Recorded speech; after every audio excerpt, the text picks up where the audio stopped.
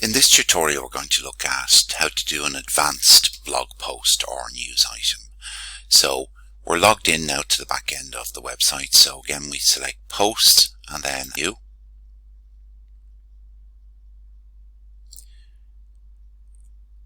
And that'll bring us up a screen where we can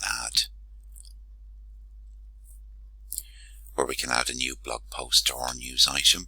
Now, all blog posts, whether they're basic or advanced, they all need to have a title, they need to have a category associated, and ideally they need to have some tags or keywords associated. So again, title should be short and snappy, so I'll give this one a title of camping, and we'll add it to the accommodation category. We can obviously create a new category if we want, and we'll give it some keywords, so campsites and swords. Okay, so we have our two keywords, we have our category, we have our title. Now, for advanced blog posts, we're going to use the Fusion Builder here. So we click on the Fusion Builder, and our next step is to create a container. So now we've got various options for, we can have a single container in a row, or we can divide it. And this is useful if you want to divide your news item or blog post into multi-columns. So you might want to have text in one and an image in the other. And so let's take that one there. And so now we can see we have two columns, both equally divided, so half and a half. And then we can add an element to the left-hand column. So we've got these various elements available, and in this case we'll pick a text block,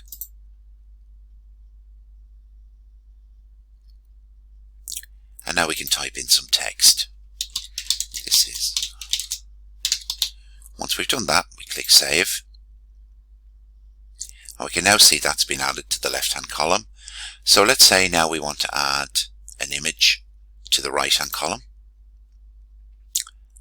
and we select the image element,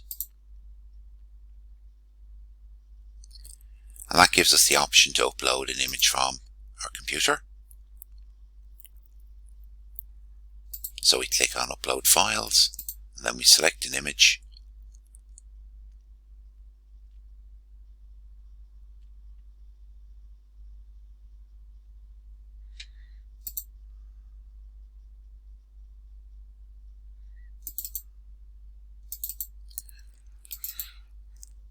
and we can pick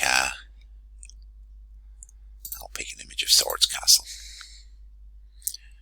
and we let that upload. Once it's uploaded, we can go ahead and insert it into Post, and then click Save. So now we can see we've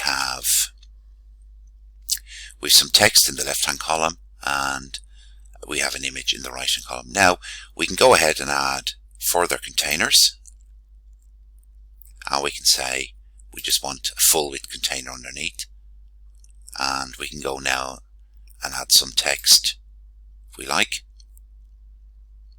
or you could add a title.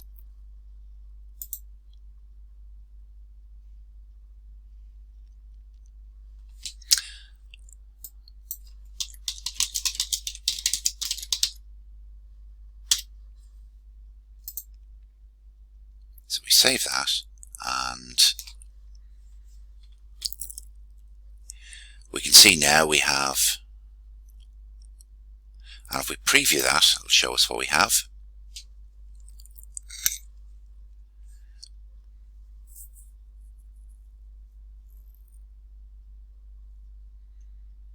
There we can see we have text to the left, image to the right, and we've text below. So we go back to click back to our original tab, and then we can go ahead and publish that, and that'll be immediately available on the website. So you can play around with that. There's obviously various elements you can use. You can pick a YouTube video if you want to insert a YouTube video, And but most of these things you won't do. There's also a countdown box which we used on the home page of the website, or you could insert a button.